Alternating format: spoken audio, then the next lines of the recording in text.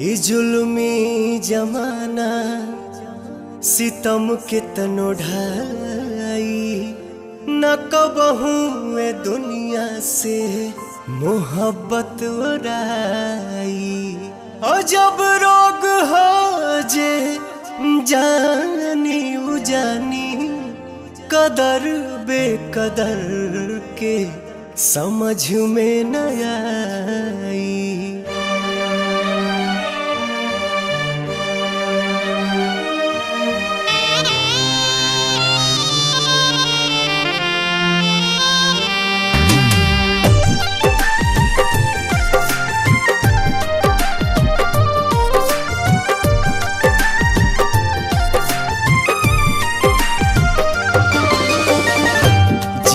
मरे के संग खैली कसम संग ही सहे के रहे सारा सितम।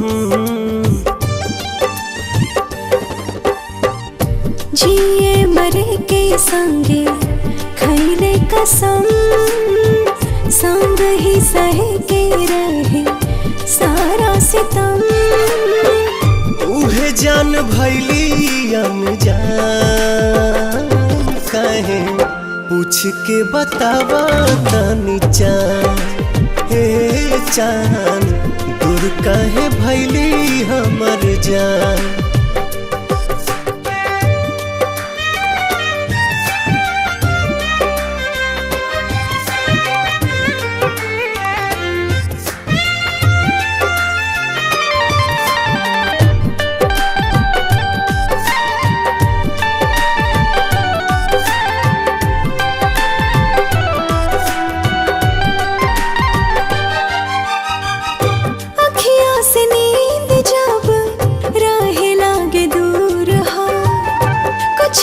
जरूर हाला नैन के कसूर हो।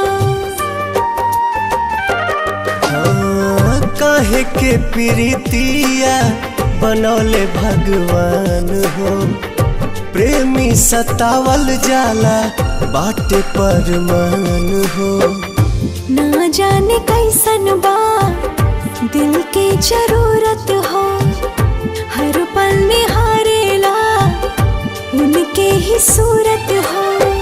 टूट गइल सारा अरमान काहे पूछ के बतावा तनी चान। हे चान दूर काहे भैली हमर जान।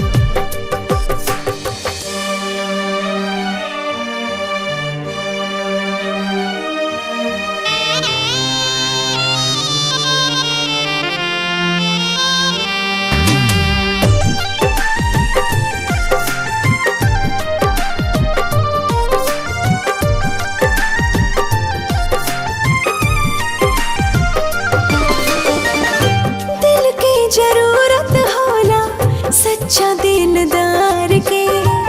बड़ा हार जाए तू ता बुझला न प्यार के। फिर ना दोबारा कबो हो पाई प्यार हो। बसल बसावल दुनिया भइल उजार हो। सपनों में ना सोचनी ऐसन कब होई। दिल भर के याद में अखियाँ कब रोई। घुट घुट के निकाले परान काहे पूछ के बतावा तनी चान। हे चान दूर काहे भैली हमर जान।